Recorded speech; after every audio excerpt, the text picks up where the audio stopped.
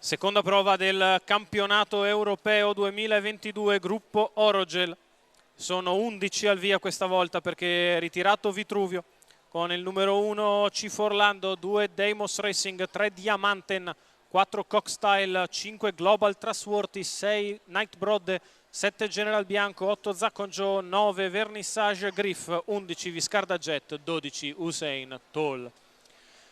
Si va per scardinare le resistenze di Usain Toll e approdare alla bella di mezzanotte, ed è Nightbroad che prova a scattare davanti dal 6, al suo interno però Diamanten fa capire che sarà lui il leader di questa prova, cerca di parcheggiarsi Conrad Lugauer, allo steccato serra sotto Ciforlando che rimane secondo. Nightbroad è allo scoperto, in seconda pariglia al largo c'è Global Trustworthy, mentre progredisce subito al largo Cockstyle che è partito con cautela e ora va a profilarsi a lato di Diamanten, trascinandosi però Vernissage Griff.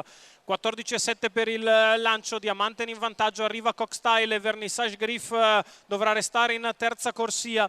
C'è 28,9 per i primi 400 metri di corsa, si preannuncia una carrera molto veloce con Diamanten al comando, Cockstyle di fuori, Vernissage costretto in terza ruota, poi Ciforlando, 43,8 per i primi 600 metri di corsa.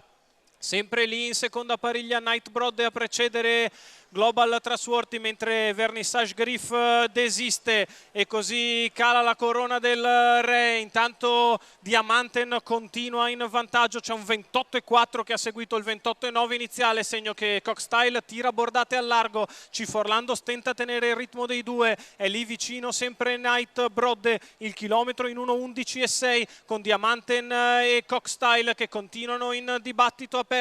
Poi Nightbroad e Ciforlando, ancora General Bianco e Global Trustworthy, da dietro si fa fatica, viene via anche Usain Toll. Intanto Cockstyle ha coperto completamente Diamanten con un paletto in 13,9, insiste Cockstyle all'attacco di Diamanten che prova a vendere cara la pelle, ma Cockstyle ha messo qualcosa avanti all'avversario. In mezzo alla pista Global Trustworthy ma parte da lontano, la piegata conclusiva passata in 15,2, è passato Cockstyle che vuole regalare l'unplane a Santese, si libera anche Ciforlando, va di dentro General Bianco anticipando Zacon Joe, ma Cockstyle vince la seconda prova e regala un race-off tutto a scacchi bianchi e blu, tutto a scacchi Renato Santese. Secondo è Zacon Joe, sbucato da non si sa dove allo steccato, c'è 29,7 la chiusa, 1:11,6 il ragguaglio cronometrico. Vincenzo Piscuoglio dell'Annunziata e Carmine Piscuoglio, papà e figlio, saranno loro a giocarsi il race-off.